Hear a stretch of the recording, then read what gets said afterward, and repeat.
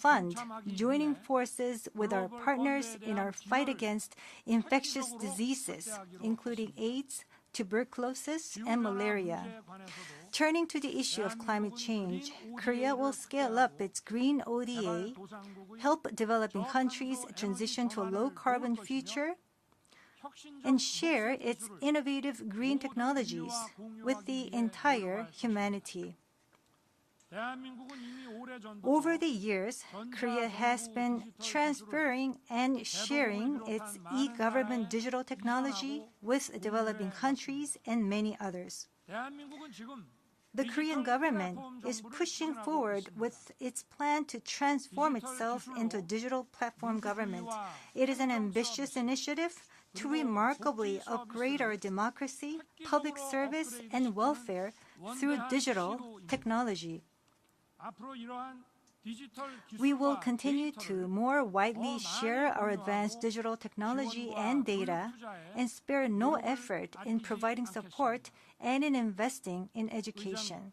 Mr. President, Mr. Secretary General, distinguished delegates, as we seek answers to the global crisis we're faced with, the viability of the UN system and the universal global norms architecture is now under test.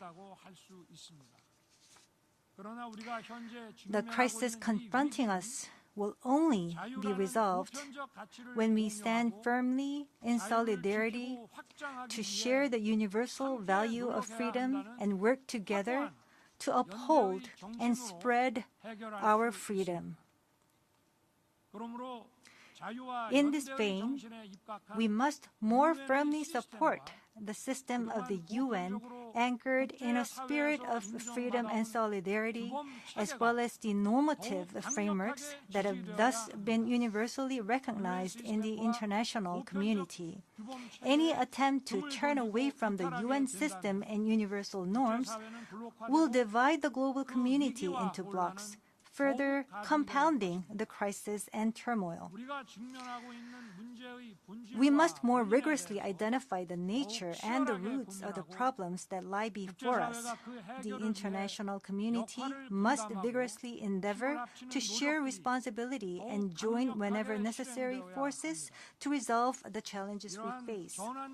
Once again, I call upon global citizens and leaders of the world for their resolute and enduring support for the UN system and universal global norms as we seek answers in this watershed moment. Mr. President, Mr. Secretary General, distinguished delegates, the very first mission of the United Nations after its founding was to approve the Republic of Korea as the sole legitimate government on the Korean peninsula and to defend the freedom of my country by sending over UN forces during the Korean War. Thanks to such efforts by the United Nations, Korea was able to become what it is today.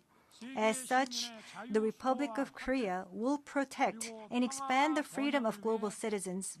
And together with the United Nations, we will fulfill our responsibilities to promote peace and prosperity around the world. Thank you.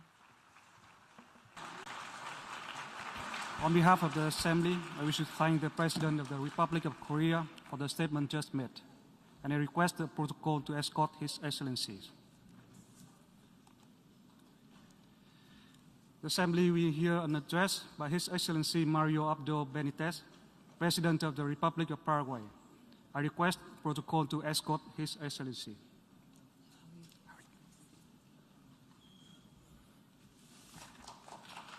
On behalf of the General Assembly, I have the honor to welcome His Excellency Mario Abdo Benitez, President of the Republic of Paraguay, and to invite him to address the Assembly.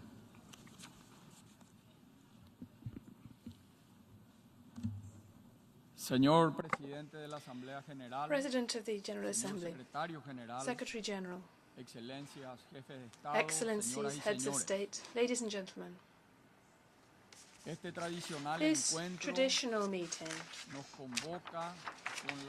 brings us together with the great responsibility of exchanging ideas and generating commitments to secure this intergovernmental public sphere, which is so necessary to provide responses to the shared crises facing our nations. At this, my final appearance here as head of state, I wish to underscore the commitment of the Republic of Paraguay as a member of the international community to continue contributing to building a world which fully upholds fundamental freedoms, peaceful conflict resolution, dignified living conditions for all, and an unwavering fight against organized crime. All of these areas are affected by factors of a global scale. Before the economic and social consequences of the pandemic had entirely dissipated, already we were faced with the impact of belligerence in the international context. Our peoples, therefore, faced the difficult situation of observing the shortcomings of national and international institutions in tackling emergencies. In such circumstances, the main challenge that we have consists of containing the unleashing of projects which manipulate genuine public annoyance to advance demagogical and despotic actions. And we cannot have any truck with discourse which seeks, by misleading, to sacrifice liberty. The world requires more than ever temperance, dialogue, and moderation. We are living in times which require tangible political commitment and not generic approaches. All the more so in the post-pandemic years, which are likely to be difficult and which will require complex reforms which avoid false promises. Latin America is one of the regions most affected by the current situation. So we must be able to adopt positions of principle which are in line with our concern for the full implementation of human rights and collective self-governance. However, such stances must be part of a broad plan of cooperation, wherein those countries who are better placed remain aware of the imbalance characterized by the planet in all spheres. We must provide stability to the world with a common voice. We cannot avert our eyes to what is happening in other countries and leave brotherly nations to their fate. Therefore, we are a country which represents solidarity and which stays true to our principles in Paraguay. We have always supported the kindred country of Venezuela and the people's fight for their democracy. In the Human Rights Council, Paraguay, along with other countries, is therefore leading a resolution which will allow for a continued in-depth investigation into violations of human rights in Venezuela. We must rebuild a moral awareness of the continued validity of human rights and democracy. The legal instruments and the institutions which we have created to protect these are of unquestionable value. However, the fundamental element when safeguarding people continues to be a consolidation of the concept of the overarching value of their dignity, inviolability, and autonomy.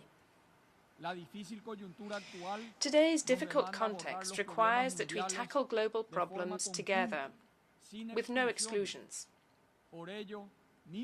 In this regard, my country underscores our support for the request of the Republic of China, Taiwan, to be a full member of the United Nations system. We are convinced of the valuable contribution that its participation would make to the multilateral system. I take this opportunity to express my solidarity following the earthquake which has recently hit the Taiwanese people and the various events following this in the Dominican Republic, Mexico, and Puerto Rico. Paraguay aligns itself with the great majority of countries advocating for peace, the rule of international law, and prevailing diplomacy. We are disquieted regarding the situation in Ukraine and the humanitarian consequences and the economic consequences of the conflict. We urgently call for a cessation of hostilities and a resumption of the negotiations. It is fundamental that our organization and the international community in general participate unreservedly in this process. Against this backdrop, we cannot but highlight the scrutiny of the Security Council's role in this delicate international context. There is an urgent need to rethink its functioning so as to steer it towards effective performance and to bolster the role of the General Assembly as a space to channel the voices of all states. Another area of importance in terms of cooperation is the health of the international financial system. We cannot continue talking about global initiatives to eradicate poverty and promote sustainable development when our economies are being contaminated by the flow of profits from illicit activities. Recently, Paraguay received pleasing news from the Financial Action Group of Latin America following their evaluation, thanks to the joint work of the modernization of our institutional structure to combat money laundering and terrorist financing. We are a country which is committed to cooperation, and we understand the importance of adopting preventative and punitive measures. This is a task which no state should neglect or waver from. The rule of law is a global objective which goes beyond political beliefs, and those who do not conceive of it in this way are jeopardizing community life. During my administration, Paraguay has coordinated the efforts of the security institutions as never before. We tasked them with the greatest operation in history to target organized crime. This success was due not only to our own state forces and their efforts, but also the coordinated work done with friendly agencies abroad, where we were able once again to attest to the importance of joining forces if we wish to achieve results against criminal groups. Moreover, in cooperation with intelligence agencies, we detected and raised the alert regarding the flight of an aeroplane and its crew who had been flagged with links to international terrorism. Another front for cooperation is the area of sustainable development. Paraguay, as part of the global food production machine, is making headway in transforming its production matrix, as well as the implementation of sustainable practices in crop and livestock production, and the provision of energy which is 100% clean and renewable. But for all of these efforts to be truly meaningful, we need those countries whose own characteristics shoulder them with the greatest responsibility to act accordingly. We are living on the same planet, and we are part of the obligation to protect nature, which falls to each state. Paraguay, therefore, along with other countries, has promoted the creation of a special rapporteur on climate change in the Human Rights Council. This will contribute to making the true impact of the crisis more visible at a global level. Paraguay's commitment is continually increasing. As well as being one of the 5 countries of the region which has achieved an increase in foreign direct investment during the pandemic, we have also doubled our private investment over the last 4 years. The firm Moody's improved our credit outlook a few months ago.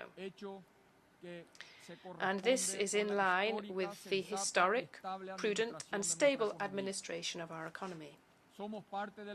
We are part of the most important logistical and economic corridor in South America. Moreover, we are continuing to deploy an unprecedented infrastructure plan, which will allow for greater connectivity and market access. As you can see, despite the testing challenges we have faced, we enjoy conditions which allow us to look to the future with hope. Finally, I wish to lay out the vision of the Republic of Paraguay for the world. Above and beyond our legitimate differences, we have shared challenges which must compel us to remain united. My country is committed to this organization and hopes that its purposes will be achieved. As Pope Francis said, we are all in the same boat, and we are called to work together so that there will be no more walls that separate us. May God bless all our nations. Thank you very much. On behalf of the Assembly, I wish to thank the President of the Republic of Paraguay for the statement just made, and I request protocol to escort His Excellencies. The Assembly will hear an address by His Excellency Sauli Niinisto, President of the Republic of Finland. I request protocol to escort His Excellencies.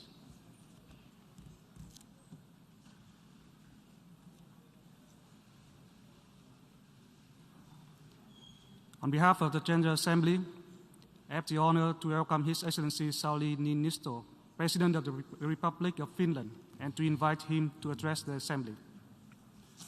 Mr. President, Secretary General, distinguished delegates, ladies and gentlemen, I would like to start by congratulating Mr. Guterres for his election as the President of the 77th session of the General Assembly.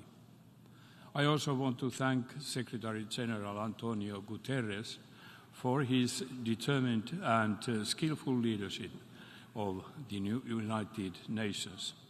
You can both count on Finland's steadfast support for your important work during these exceptional times. As the topic of this session states, the challenges we are facing are interlocking. Russia is waging a brutal war in Ukraine. The ripple effects of that war are already far-reaching and severe. They are compounding the pre-existing problems faced by the international community. A triple crisis of energy, food security and finance is weighing especially heavily on vulnerable countries, countries that are already suffering the most from the climate crisis and the COVID-19 pandemic. This truly is a watershed moment. As we gather here, we have an important opportunity to engage in dialogue and to find solutions, to understand the concerns of those most in need. As difficult as it may seem, now is the time to show global solidarity and strengthen multilateral cooperation. The international community can and should emerge stronger from these crises. Mr. President, Russia's cruel and unprovoked war on Ukraine has now been raging for 7 months. It has brought immense sorrow and destruction to the sovereign lands of Ukraine. Russia's use of force is in blatant violation of the Charter of the United Nations. It is an act of aggression as determined by this very assembly. Ukraine is exercising its inherent right to self-defense, and judging by the recent reports from the battlefields, it is doing that with admirable courage, strength, and efficiency. We, the international community, members of this General Assembly, might not always see eye to eye. We have our differing views, but it is our common obligation to uphold the international rules-based order. We can't accept, condone or normalize grave violations of international law and human rights. A world where impunity prevails is unjust, unstable, and dangerous for all of us. There was a global food crisis even before the Russian invasion to Ukraine. More than 8 million people in the world were chronically hungry.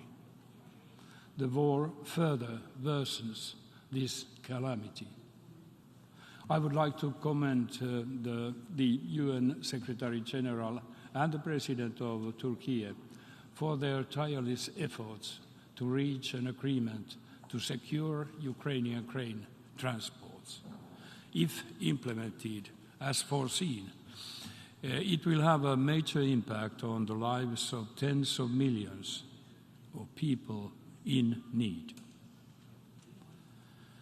In order to respond to the wider challenges of global food security, we need collective action. The goal must be sustainable, inclusive, and fair food systems. We also have to accelerate the implementation of other sustainable development goals. We can't afford to leave anybody behind.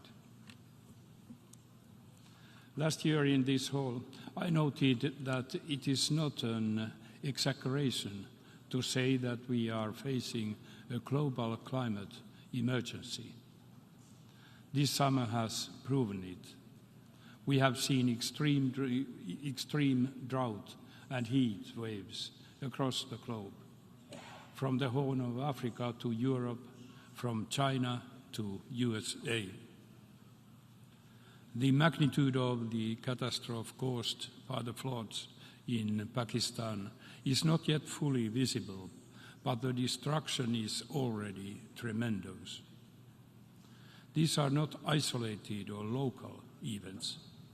They are, once again, a reminder that climate change is an existential threat to the humankind.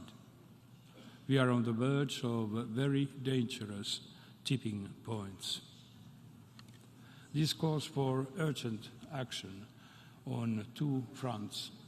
First, we must change our course before it is too late. Second, we need to help those urgently suffering and support those with fewer resources to deal with this threat. Besides mitigating climate change, we must adapt to it. In particular, we must honor the commitment of doubling adaptation finance made at the COP26 in Glasgow. And I want to underline this. Fighting climate change and taking care of the economy are not contradicting each other. Green transition has a tremendous potential to create jobs, innovations, and economic growth, but it has to be done fairly.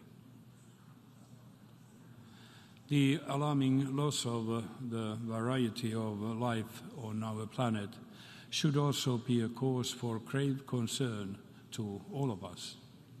We are on the brink of mass extinction or perhaps already there. Again, we need to change course urgently.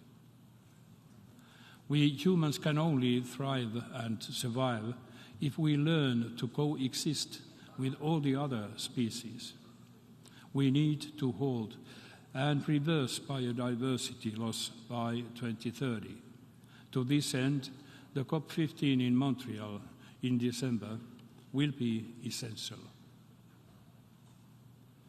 Mr. President, defending human dignity is a fundamental task of the UN. It's up to us, the member states, to live up to this task. Despite our failures, we have also accomplishments to build on. The UN Human Rights Council has shown determination. It has worked to ensure accountability for the horrendous acts against civilians in Ukraine and Syria. It has raised its voice in support of women and girls in Afghanistan.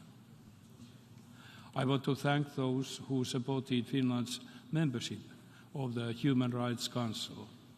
As a member, Finland acts to bring justice to the victims of human rights violations.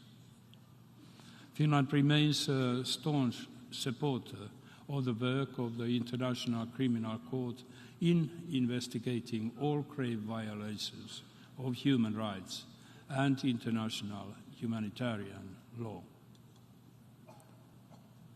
The number of conflicts in the world is the highest since the Second World War. 1/4 of humanity lives in conflict-affected countries.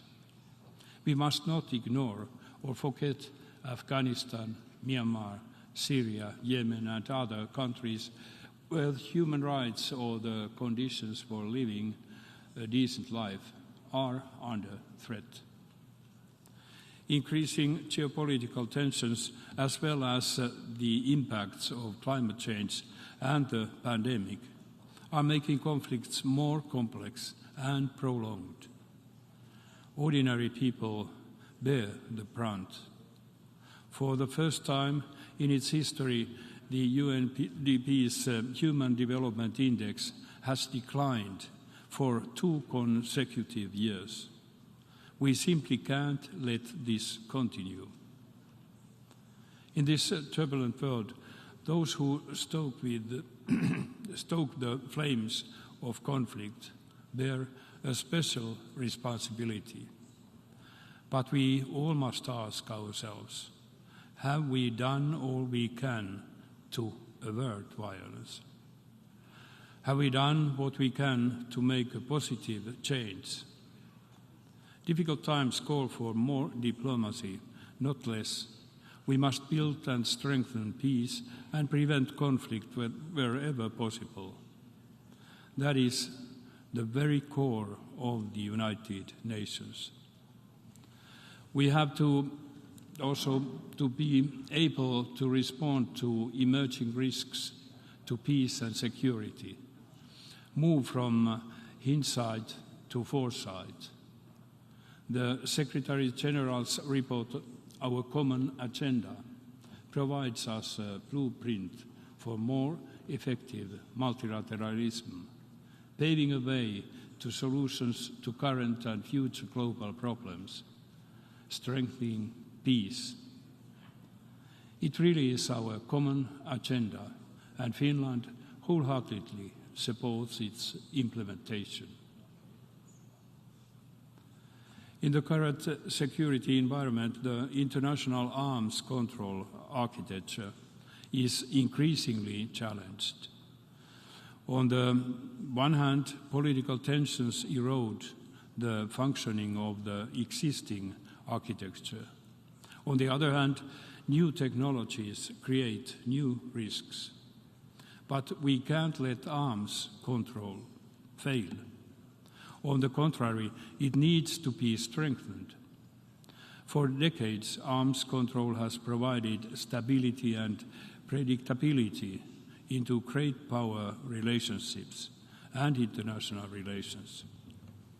To quote Dag Hammarskjöld, disarmament is never the result only of the political situation.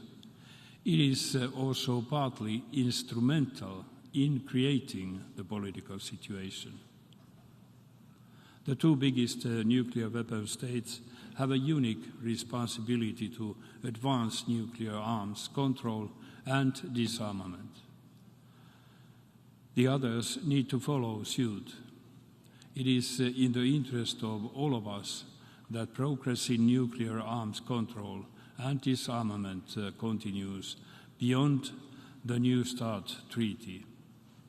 We'll call on the United States and the Russian Federation to continue their dialogue on strategic stability with a view of achieving further cuts in their nuclear arsenals.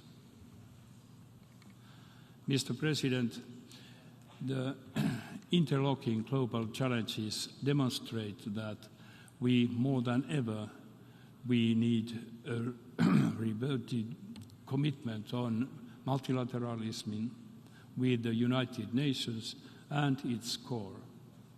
We must not become indifferent or apathetic in the face of these multiple crises. We must not get used to violations of international law and human rights, not close our eyes to the growing needs of the vulnerable, not sleepwalk into a climate and biodiversity catastrophe, nor should we lose sight on hope. There is still time to act.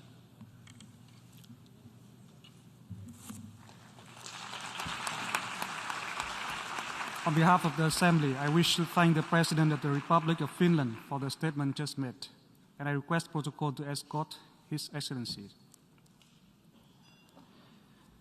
The Assembly will hear an address by His Excellency Ignacio Cassis, President of the Swiss Confederation. I request protocol to escort His Excellency.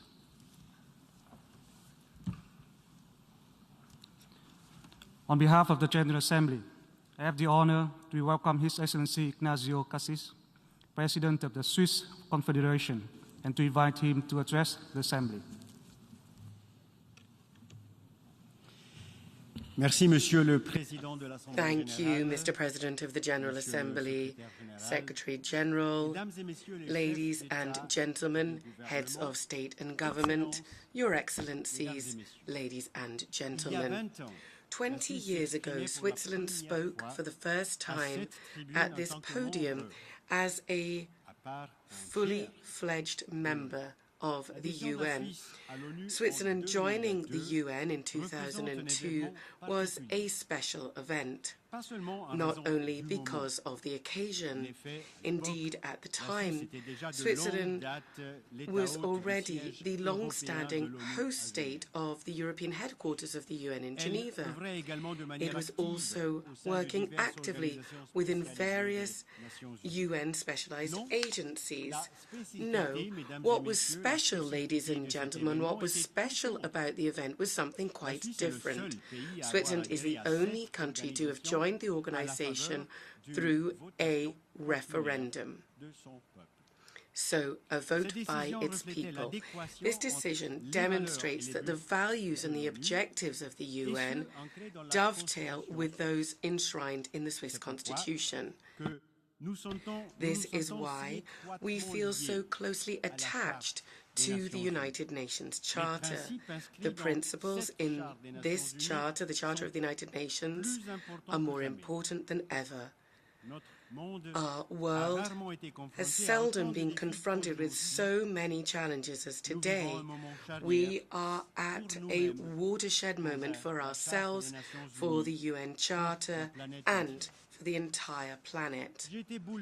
I was shocked by the act of military aggression by Russia, a great power, against its neighbor Ukraine. I would like to state that this act of military aggression violates the most basic principles of the Charter, which itself was adopted just after the Second World War, with the aim of preventing wars. Switzerland reiterates the appeal to Russia that Russia end the war in Ukraine immediately and that it respects its territorial integrity. This war is having an impact on the entire world. This is in addition to the numerous other global crises that, of course, we must not forget. Barely any continent today is spared from armed conflicts.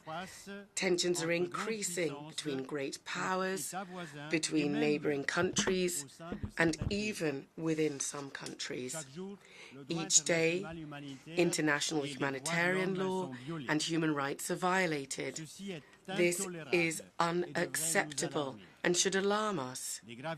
Serious human rights violations are the precursors of possible upticks in violence and instability. If we were to look at a map of conflicts raging today, it is clear that there is almost always a direct link with other challenges that disrupt our world, in particular growing food insecurity, the high energy prices and energy security, climate change, the loss of biodiversity, pollution of the environment as well, and also global public health crises such as the coronavirus pandemic that we've just experienced, but it is not yet over, and we still see the significant economic and social repercussions of it. Buoyed by its qualities and the qualities it embraces and the experiences gained throughout its history, Switzerland is determined to do its part to find together transformative, and I quote, transformative solutions to interlocking challenges. And I'm taking up the wording of the theme chosen, sir, for the 77th General Debate.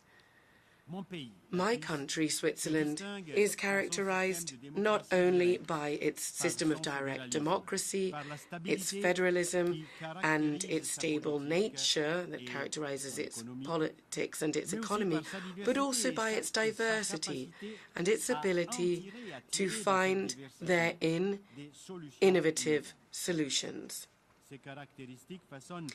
These characteristics shape the way that we manage conflicts and resolve complex issues within our country. Our Swiss culture of compromise and the Swiss culture of consensus is critical. Problems are addressed and resolved through dialogue. Sometimes it's difficult, sometimes it's long, but always by peaceful dialogue. Indeed, that certainly requires time, but it means that broad consensus can be attained for a final result that's perhaps a bit longer than one might like. For some members of the UN since 2002, we've only been here since the 2002, we weren't some of the first, but nonetheless, it gives our situation stability and it makes it lasting. This is exactly what happened when Switzerland joined the UN. Our experience seems to me also to be relevant for a world which indeed is at this crucial moment and facing a new era since these upheavals in Europe. Ladies and gentlemen, therefore, in all modesty, I would like, if I may, outline the four main points that for Switzerland are important and which, in my view, are also crucial in terms of resolving numerous global challenges. Firstly, the importance of fundamental norms and values. Secondly, the intertwined nature of independence and cooperation. Thirdly, a commitment commitment to peace and to security, and fourthly, the courage to stay on a steady course. So let us now look at things in order. Firstly, the importance of fundamental norms and values. International public law is crucial. It is particularly crucial the smaller a country is. We cannot tolerate the power of the strongest prevailing over the rights of the weakest. This is why Switzerland is committed to ensure the respect of international public law, that includes international humanitarian law and also human rights. This is also why Switzerland is committed to combating impunity. We must all ensure that serious breaches of international law be condemned. The perpetrators must be held account for their acts. For example, in the context of the mass grave in Izium. In this context, the values are the compass guiding our actions, so standing in solidarity with the international community and promoting sustainable development for us are fundamentally important. To this end, our shared roadmap is the 2030 Agenda for Sustainable Development. This should help our societies become more resilient, more sustainable, and more inclusive in the future. Some global circumstances have significantly slowed down the implementation of the Sustainable Development Goals. Nonetheless, Switzerland is proud to have presented this year its second national report on the implementation of the 2030 Agenda. This report notes our progress made, even if additional efforts should be made to achieve all of the goals. I would therefore, ladies and gentlemen, excellencies, urge you to take another look at the fundamental values of the 2030 Agenda and step up efforts to work together to ensure it be implemented. The second point was the intertwined nature of independence and cooperation. So they're not antinomes. Pursuant to the United Nations Charter, each country is sovereign and therefore it's independent. Like all countries do, Switzerland values its independence. It enables us to pay diversity of our culture and our population, to pay it the attention that it deserves. Switzerland has 4 national languages and has great cultural diversity. It is made up of 26 distinct cantons, all active politically, and this was before the federal state. Given this, we've learned that cooperation, mutual respect, and dialogue, and this is ongoing, permanent dialogue, these are the only ways to tackle difficulties. Independence and cooperation. Independence and cooperation in reality are 2 extremely closely linked concepts. Without cooperation, independence would be synonymous with isolation. Without independence, cooperation would be a constraint.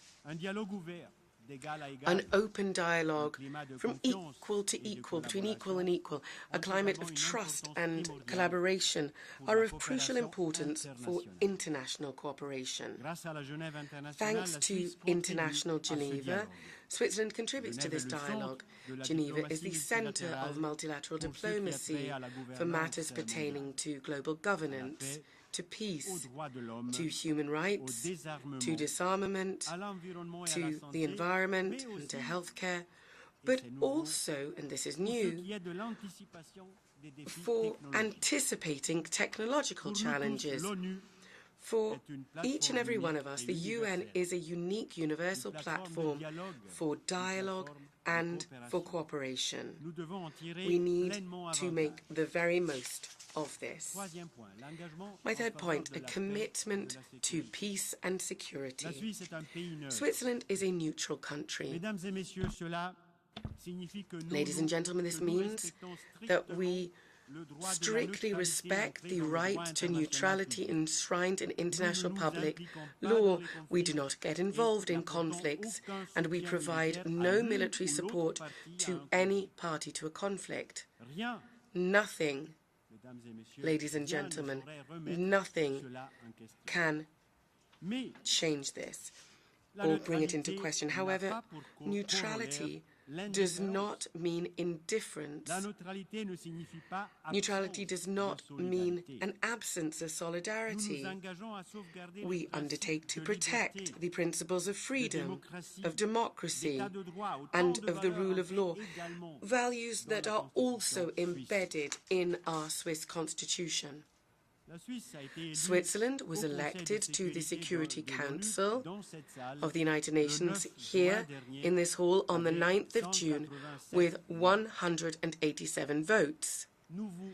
We thank you, ladies and gentlemen, for the strong mandate that you have given us and for the trust that you have placed in us.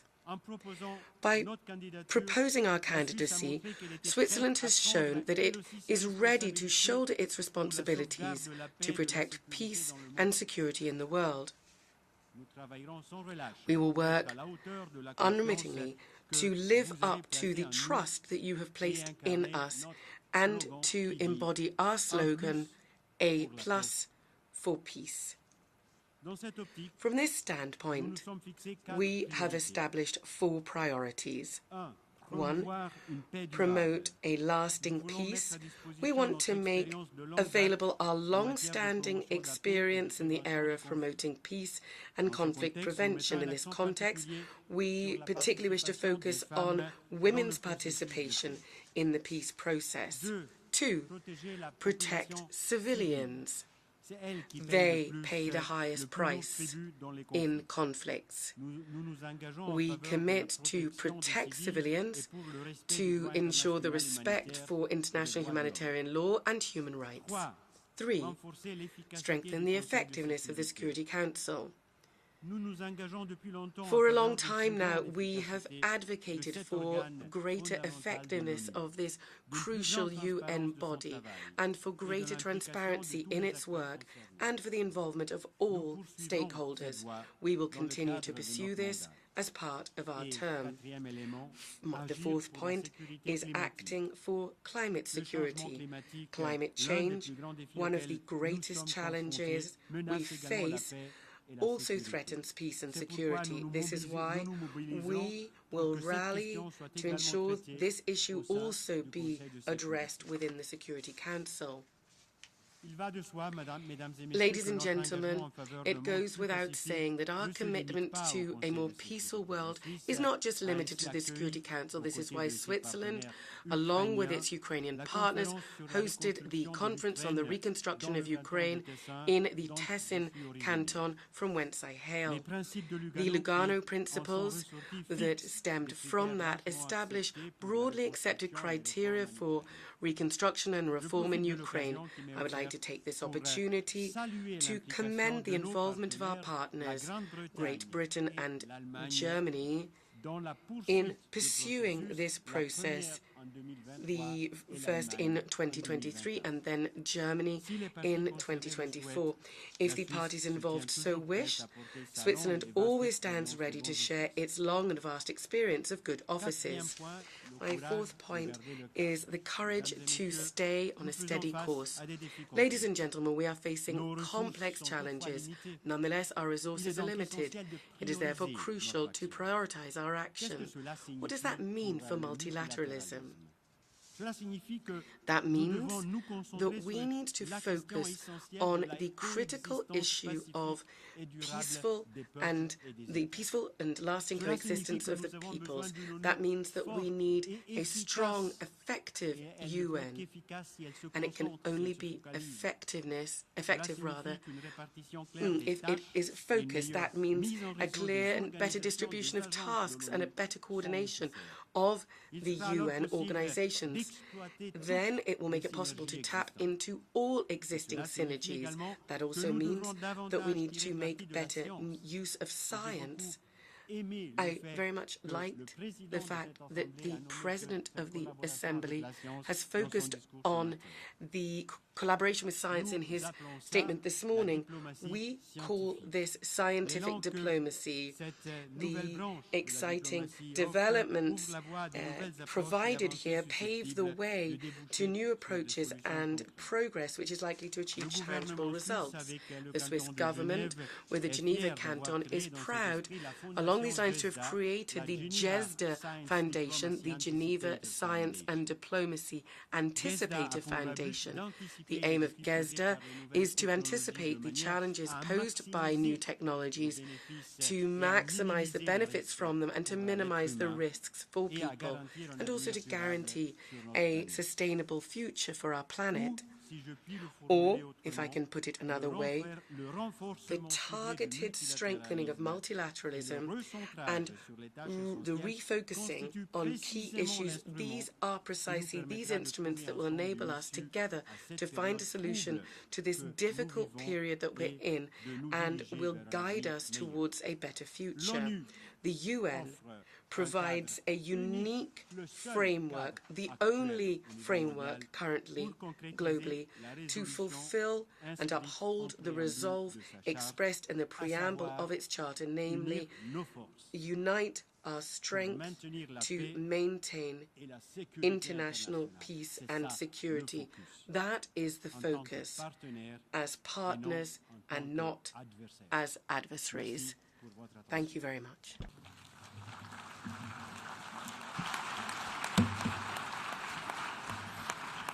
On behalf of the Assembly, I wish to thank the President of the Swiss Confederation for the statement just made, and I request protocol to escort His Excellency. The Assembly will hear an address by Her Excellency Zuzana Čaputová, President of the Slovak Republic. I request protocol to escort Her Excellency.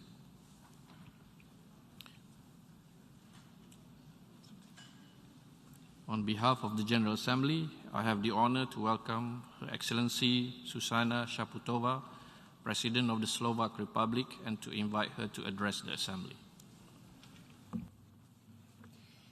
Dear President of the General Assembly, dear Secretary General, Excellencies, ladies and gentlemen, this organization has a clear purpose, as spelled out in Article 1 of the UN Charter: to maintain international peace and security, to develop friendly relations among nations, and to achieve international cooperation. Today, most of you would probably agree that we are still far from achieving this goal. But that doesn't mean we shouldn't try. Each and every member of the UN has a responsibility to protect peace.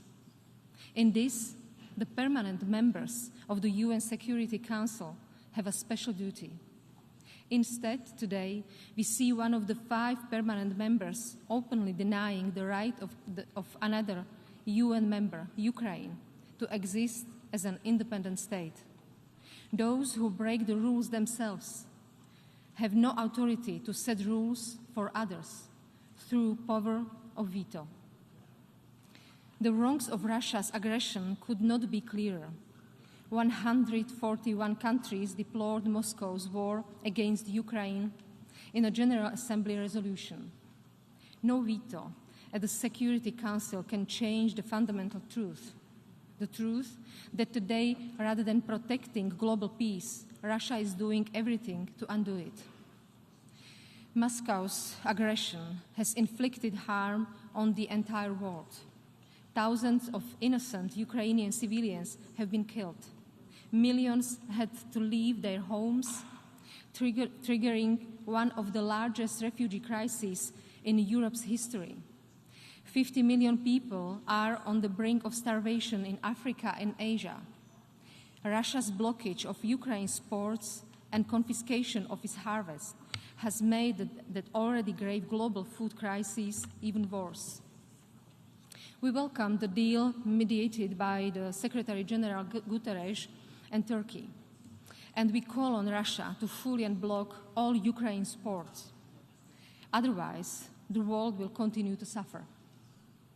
The democratic world and all of us must be a voice of Ukraine, the voice that won't be silent, one voice that will continue to testify about Russia's crime in Ukraine, the voice that will remember and that will act so no one is ever allowed to commit such atrocities again. Excellencies, Vladimir Putin hopes to conquer Ukraine and scare the rest of us. In this goal, he has failed, as Ukraine's recent successes on the battlefield demonstrate. We will rebuild peace. To do so, we must learn from our past mistakes. This is not the first time we have seen aggression in Europe.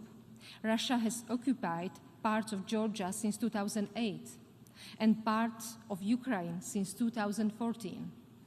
Our response to these actions was incomplete. Concerns about our response to these actions and our comfort weakened our resolve. The tepid sanctions we imposed failed to discourage Russia from trying again. Our weakness encouraged more aggression.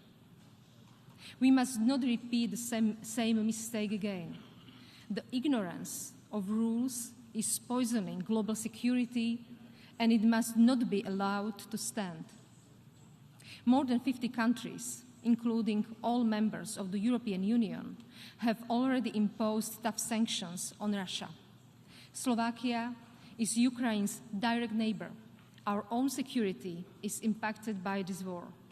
We are neither the biggest nor the richest country in the world. We have long been dependent on Russia's energy supplies. But we chose the protection of our fundamental rights.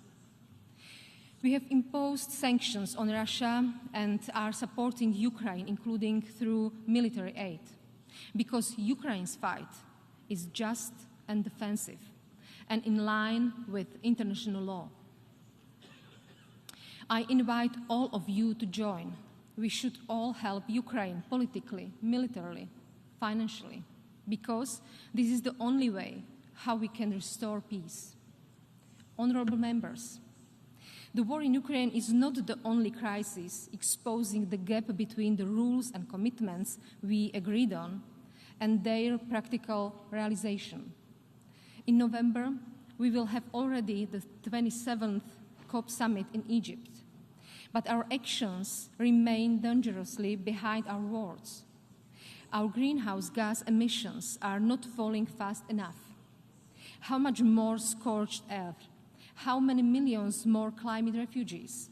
How many flood victims does it take to convince us that ignoring our commitments is no longer an option? We are desperately behind in cutting our emissions. Worse, we hear voices that argue that climate crisis must wait because of increasing energy prices.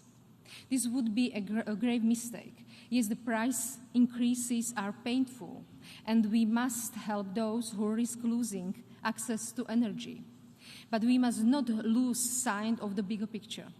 We are talking about the rising prices of commodities, which we must phase out anyway to stop the planet's warming. Rather than bring back subsidies for coal or gas, we must transition away from them. Renewable energy is less dependent on those who are trying to use gas or oil as an energy weapon. And it's cheaper. Despite the current energy crisis, Slovakia stops using coal as a source of energy next year. We are investing in renewables and launching a retrofitting program for buildings to boost energy efficiency. because the cheapest energy is the one you don't use. We can only do this together, globally, and in solidarity with each other. We need all big economies to join and help those who need it. At this year's COP27, we need a significant increase of funds for lower and middle-income countries.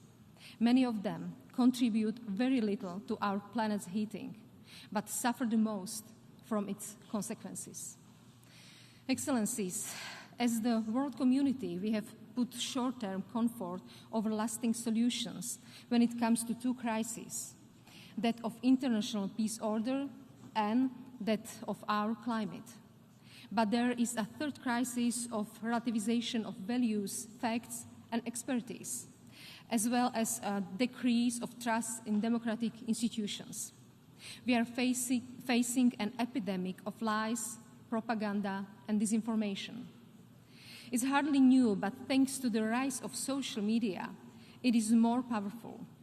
If algorithms favor hatred over truth, or nonsense over science, if they appeal to our instincts rather than the greater good, what hope is there for global understanding?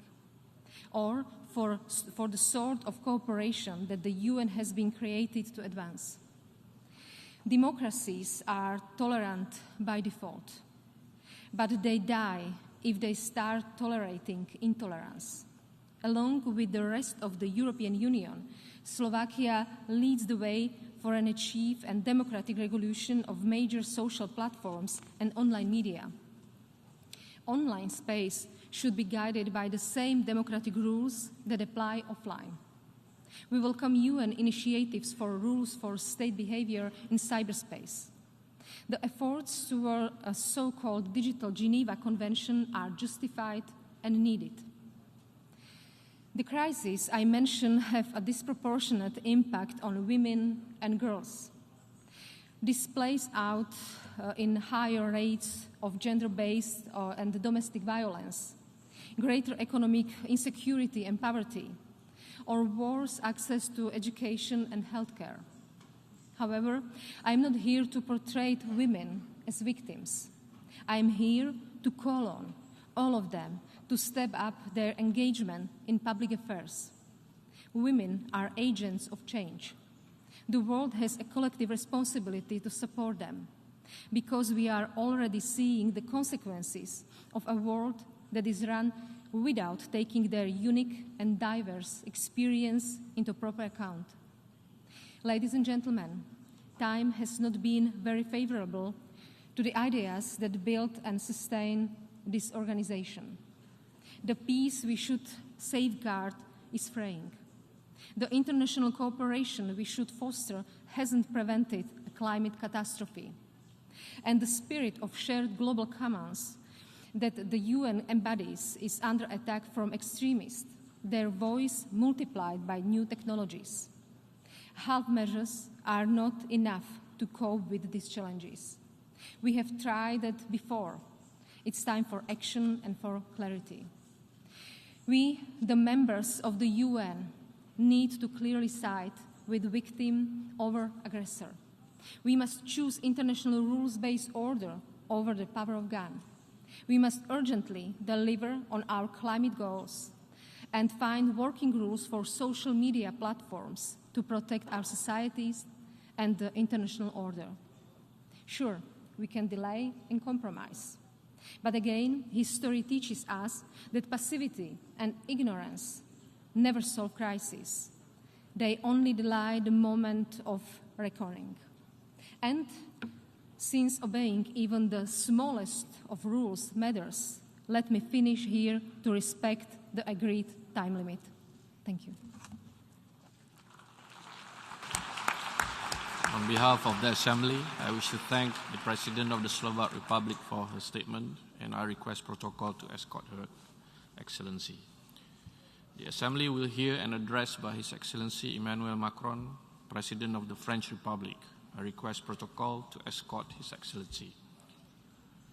On behalf of the General Assembly, I have the honor to welcome His Excellency Emmanuel Macron, President of the French Republic, and to invite him to address the Assembly.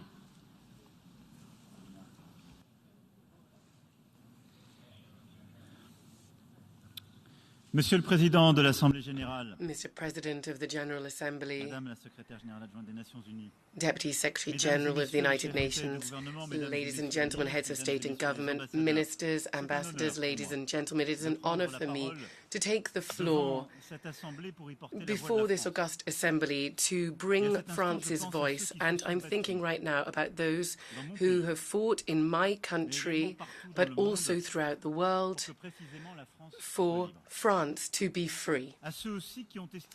Those people who thought that Europe's destiny could not be indifferent to them before, and those people who come from Africa, from Asia, from throughout the world, because through their freedom, that is what they have achieved.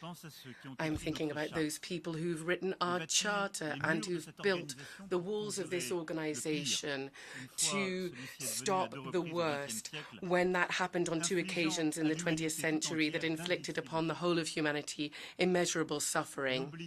Let us not ever forget that debt. It serves the interests of all our people and shows us the path of peace.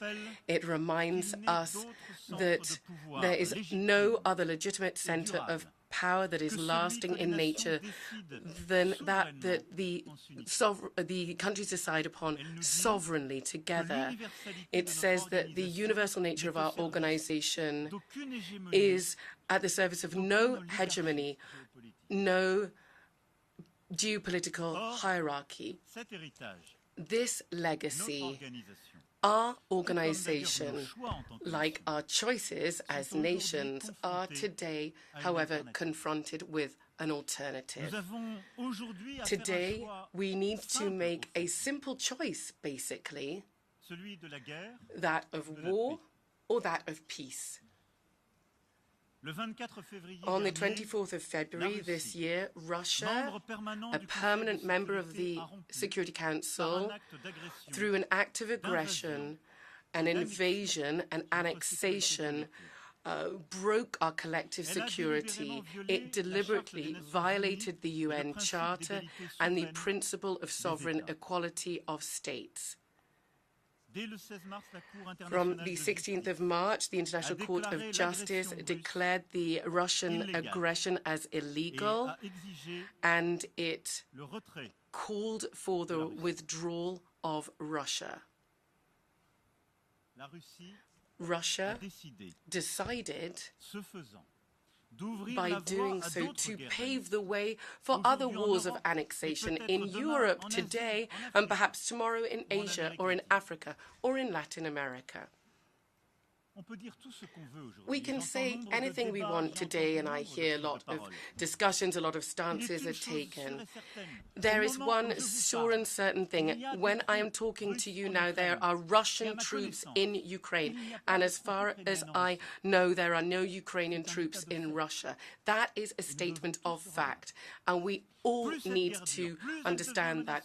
The longer it goes on, the worse and more threatening this war is for Europe and the world. It leads us to greater conflict, ongoing conflict, where the security and sovereignty of everyone no longer depends on a balance of strength, on the strength of alliances, but rather that of armed groups and militias. Those who consider themselves as strong seek to subject or subjugate all those who they consider as weak. Those who, what we've seen since the 24th of February, is a return to the age of imperialism and colonies. France rejects this. France obstinately will look for peace.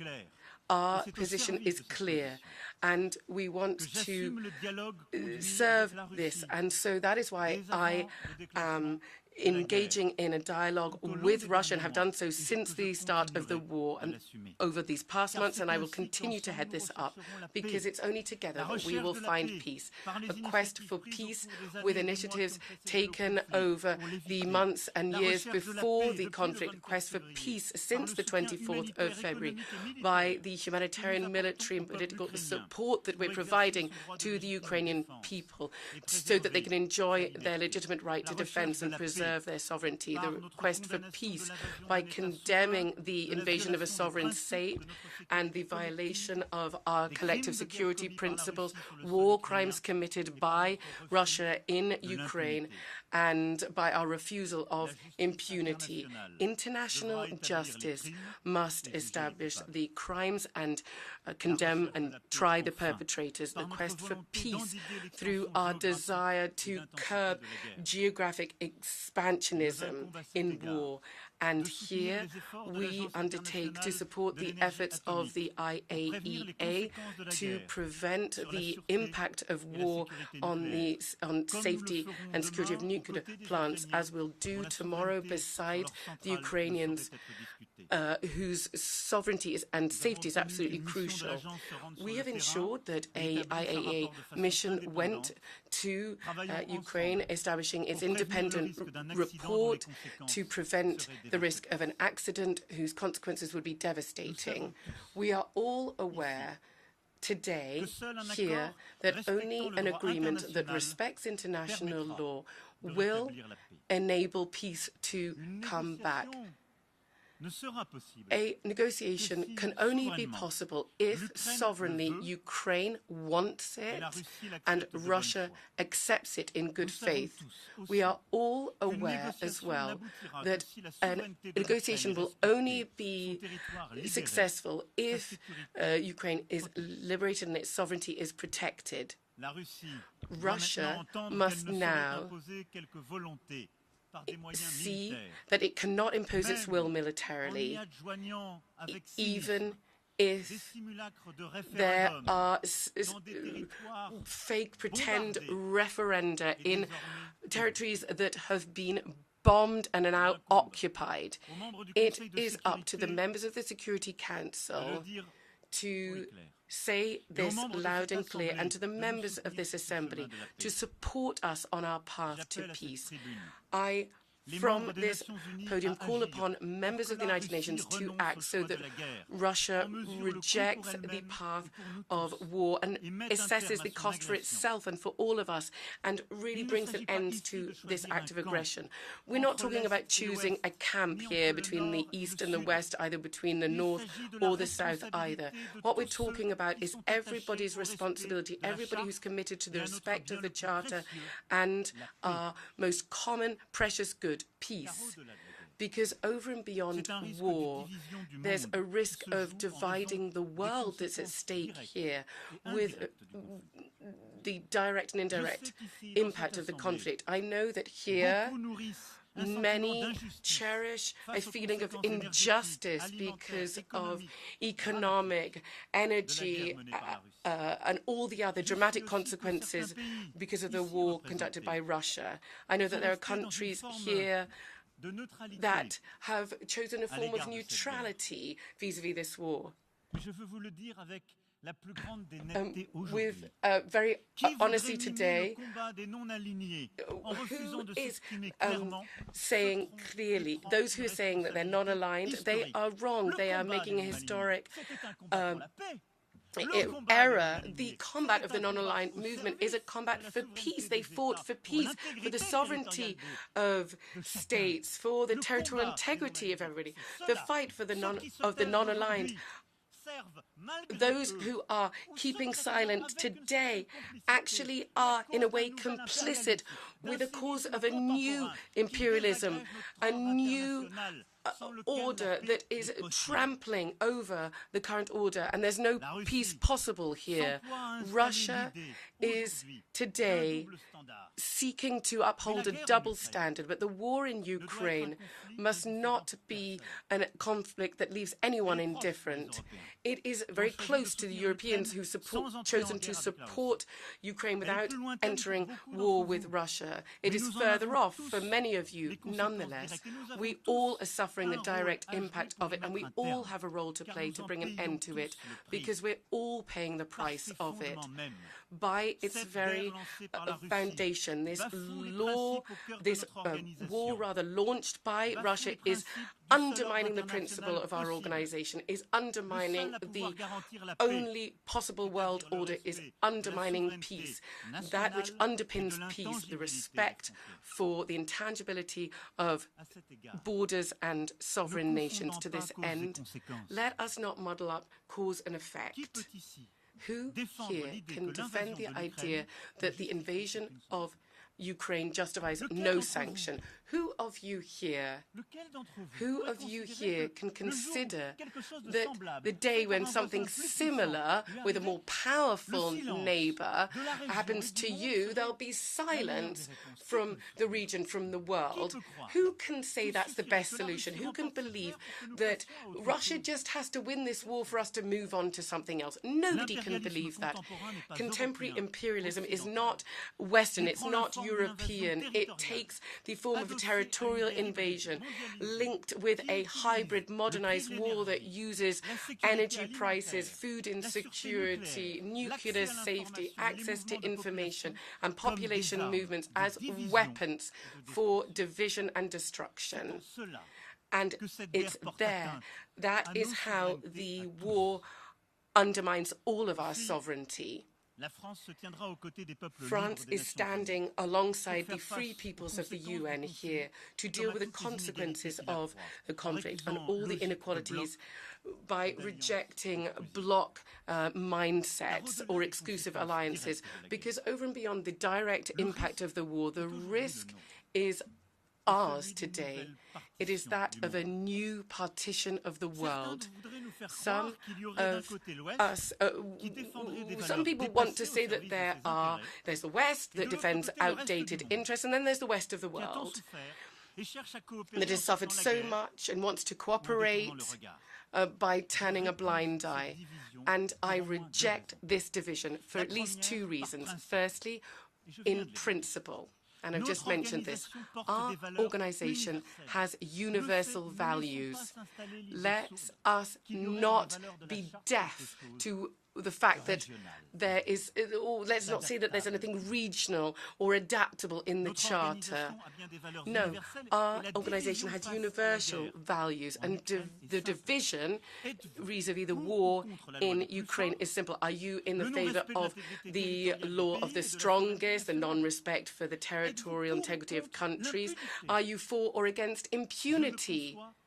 I see no international order nor lasting peace that can be based on the respect of peoples and the principle of responsibility. I see no option apart from that. That is the only order. So our values are universal, and that's why we should never serve a power that violates these principles. Over recent years, when we have taken liberty with these values, we have been wrong. But this can in no way justify trampling on what we have built together after the Second World War. When I hear Russia say that it is ready to work in areas of new cooperation with a new international order with no hegemony, well, okay, well, based on what principle? The invasion of borders and non-respect of the borders of those people I don't particularly like. What is this order? Who's playing at hegemony today? It is Russia. What are we talking about? What is being invented here today? This is nothing that's going to hold water.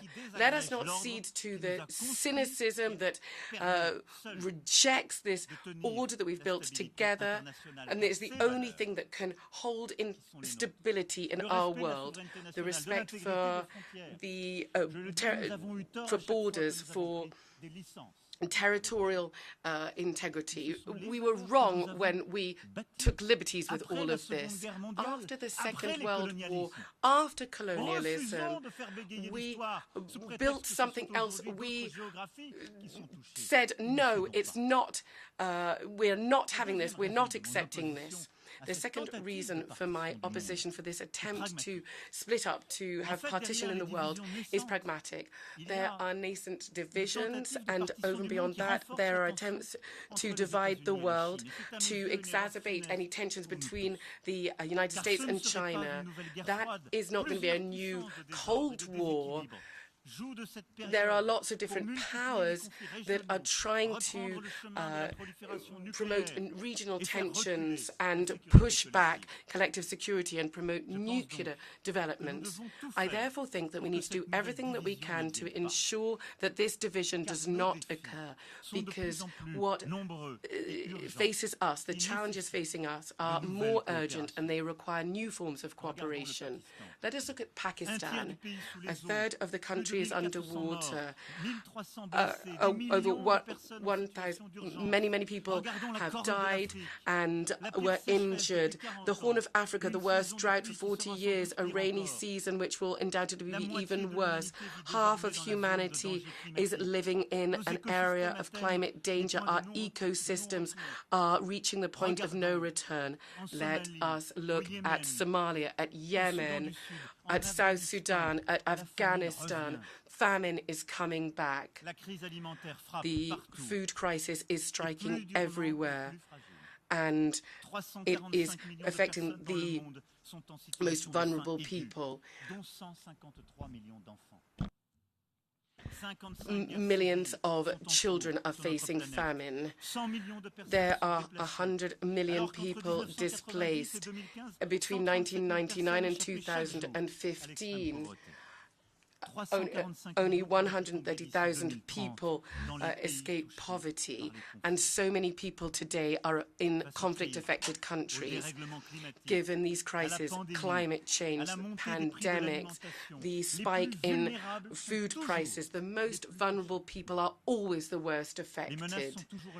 Threats are always there, over and beyond all that. Terrorism that affects the Sahel and the Middle East, nuclear proliferation in Iran and in North Korea as well. We have not managed to curb this. These are the things we need to address urgently. And there were all these descriptions that I've just given you, and this list is not exhaustive. But each time when we have shortcomings in our international system,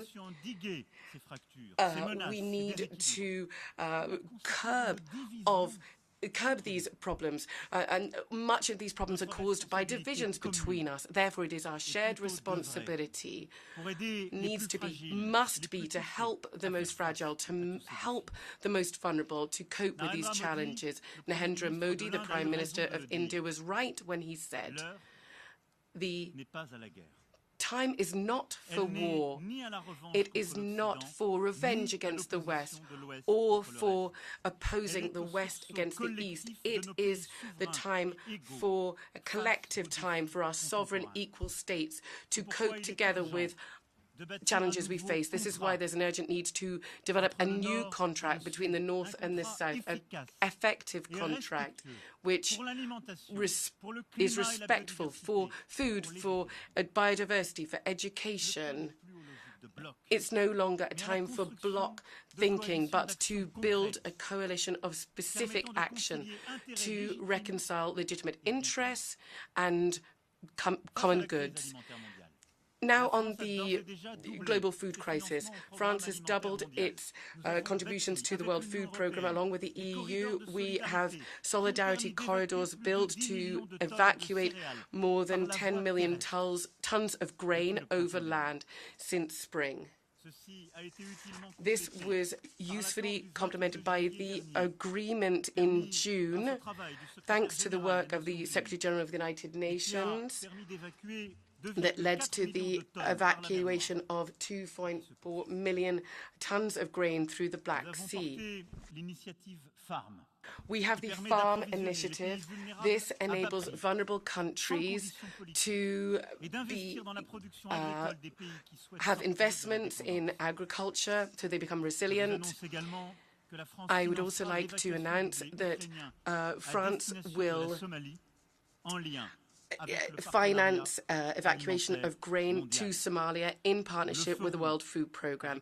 We will do that standing in solidarity effectively, and we have a requirement of full transparency.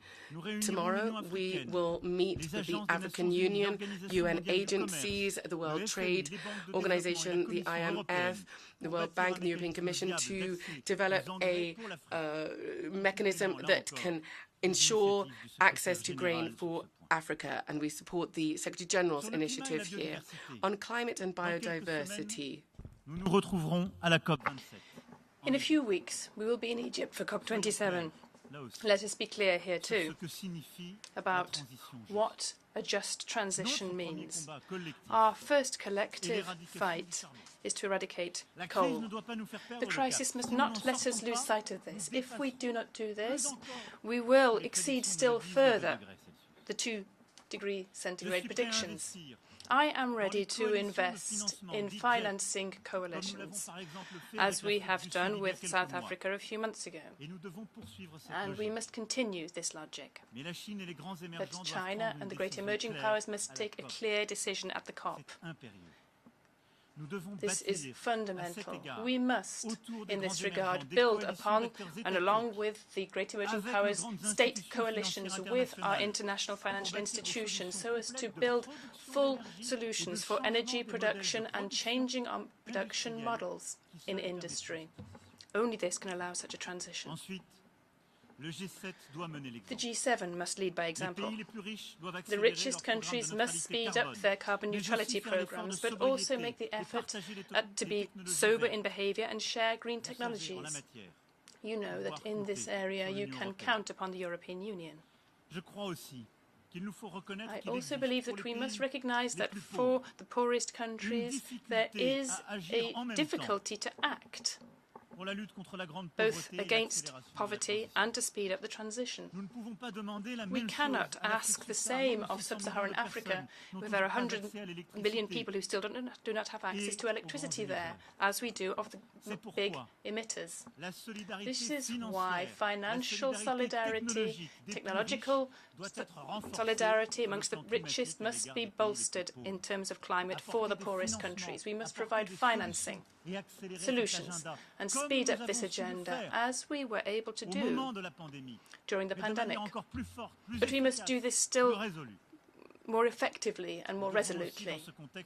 In this context, we must also together protect the carbon sink and biodiversity. In Costa Rica, we will be hosting the United Nations Conference for the Oceans in 2025. We must make this the COP21 of the oceans. On health, we must learn from the COVID-19 pandemic. We must recognize that our first line of defense are the health systems and personnel in the most vulnerable countries. I will underscore this during the World Fund to combat AIDS, tuberculosis and malaria. France will remain one of the main contributors to this. We must also ensure that the WHO does set up earlier warning systems, which we need to prevent the spread of further viruses. And we must, together, tackle human and animal health. This is the very sense behind the One Health initiative, which France is leading with a number of others. As we do with the World Partnership for Education, we must continue our efforts so that children go to school after the pandemic, which has deprived them of this. We must fight at the source against all inequality and work for our common future. As you see, in all the areas, we need more cooperation. There must be partnerships of stakeholders between the West and the South, the North and the South. All of this must be developed. Further commitment by our major institutions. All of this is the opposite of division. Who, during the pandemic, was there proposing financing for the climate transition. Not those who are now proposing a new international order and who didn't have functional vaccines and who were not in solidarity and who do not contribute anything for the environment. Against all these challenges, which are our shared challenges, we must act in solidarity. We must cooperate more, but never give way to siren calls which lead nowhere. To achieve this, we must also be lucid about the situation of the poorest countries and middle-income countries, whether these be in Africa, on the South American continent, in Asia or in the Pacific. The pandemic has increased inequalities further. The war and its consequences have increased difficulties for many countries. The G20 must therefore imperatively stick to its objective of last year to mobilize $100 billion from special drawing rights. But we must go further. Based upon these special drawing rights issuance by the IMF, we must implement what we have been committed to. So many countries, particularly in Africa, have not yet seen this money. And we cannot explain to them that such and such a parliament is blocking it, such a rule is preventing it. That cannot happen. We are coming too late, but we must go further, because the difficulty is still greater. We must therefore go from 30% of reallocation of our special drawing rights to 4 African countries who are the most vulnerable and the poorest countries everywhere in the planet. And with the World Bank and the International Monetary Fund, we must recommit our mechanisms, those most appropriate to the current context. The rules which we apply today are those of the 80s. The situation of our planet post-COVID-19, with increased climate deregulation and a collapse of biodiversity because of the imbalances created by the war, this means we need greater solidarity. We must have a new financial compact with the South. That is where we must act. This is where we must act together, not against a common enemy, against false stories or historical revision, but for the planet in which we all live and for equal chances at a global scale. This fight is our fight, which brings us all together. We need to make a little more effort, to stick to our agreements, to be demanding and respectful of one another. But this fight, this is the true fight. If we are not able to wage it together, it will instead be the source of all ruptures and conflicts in the future. I invite all those who wish to build this new contract with us to come to the Paris Forum for Peace on the 11th of November this year to prepare the G20 in Bali and move forward together without ever giving up on our common values and our guiding principles. We must get to the heart of things. We mustn't give in to the fragmentation of the world or the increase of threats to peace. We must not allow crises to multiply and there be a proliferation of weapons of mass destruction. These are all risks which we cannot and will not be able to master in the future if we do not address the most directly concerned major powers. It is this work of involving major powers that we must do in the Middle East by ensuring a follow-up on the Baghdad conference, which we held in 2019, for the stability of Iraq or Lebanon and the whole region. Members of the P5 are no longer alone in having their word to say, and if they do have a word to say, then they do. It can only work if we are able to work more broadly towards international consensus, which is so necessary for peace. This is why I hope that we can finally commit to the reform of the Security Council so that it is more representative and welcome new permanent members and remain able to play its full role by restricting the use of the right to veto in terms of in cases of mass crimes. Together we must build peace and a contemporary international order which acts to the service of the objectives of our Charter. And on this path, the United Nations can unquestionably count upon France. On this path, each country here today can absolutely count upon France. Thank you very much.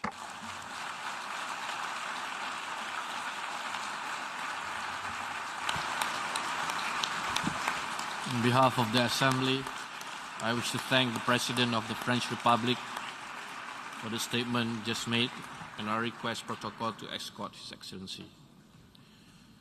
We have heard the last speaker for this meeting. The fifth plenary meeting will continue the general debate at 3 p.m. The meeting is adjourned.